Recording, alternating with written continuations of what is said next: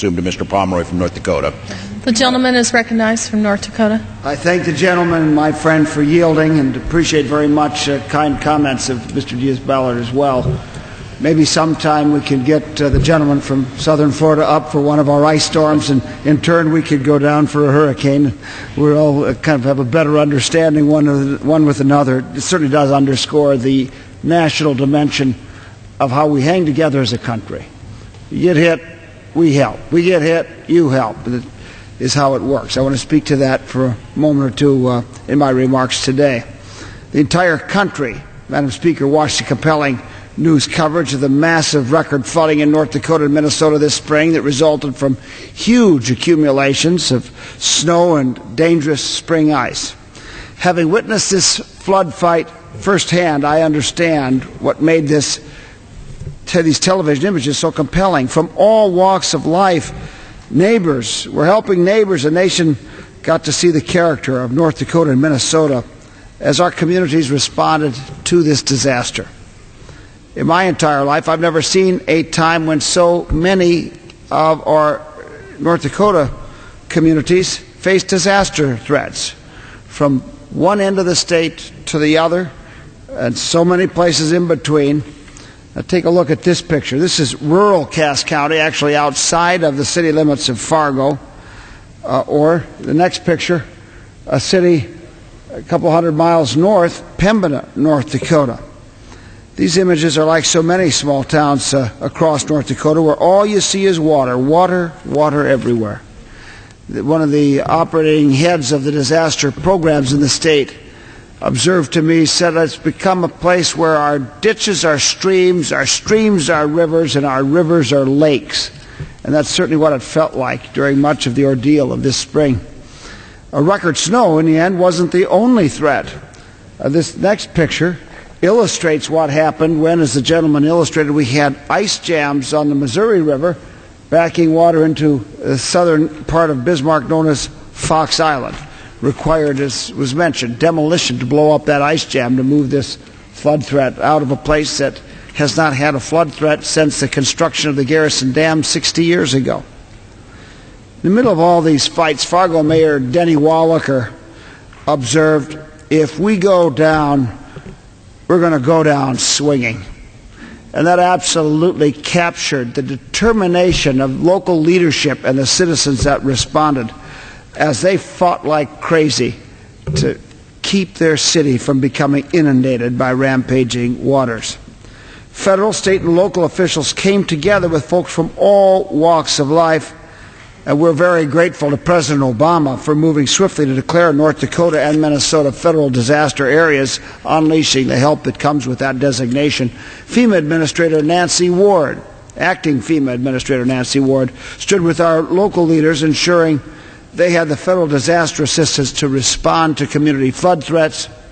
Governor Hoeven ended up calling up more than 2,000 National Guardsmen to respond to the threats. We've observed many times it was good having them work in our sand instead of desert sand as the threats of this spring unfolded. The Corps of Engineers were present, and even senior leadership present in our communities time and time again.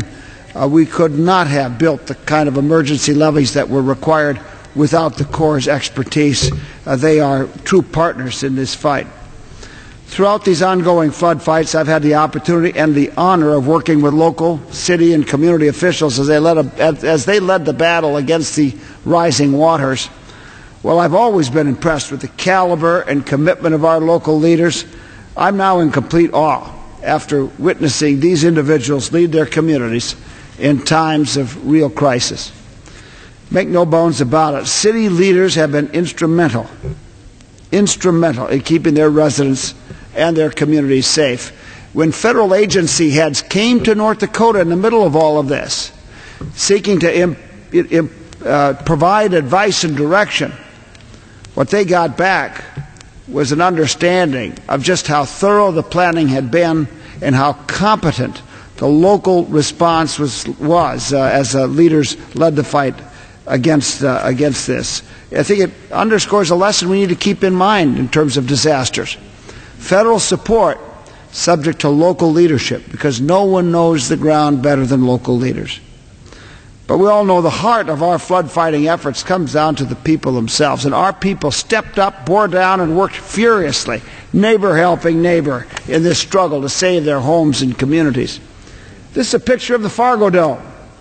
Now, that's an indoor football facility where Division I North Dakota State University Bison play their football games. It was turned into Sandbag Central, and in a town of 90,000, over the course of this ordeal, more than 80,000 volunteers came forward, built millions and millions of sandbags round the clock at the Fargo Dome. I was there, never seen anything like it. In addition to that, National Guard, local volunteers, shown here, took those sandbags in the middle of blizzards and everything else, built dikes, sometimes on top of snowbanks, sometimes through some of the toughest snowstorms we have had in the winter.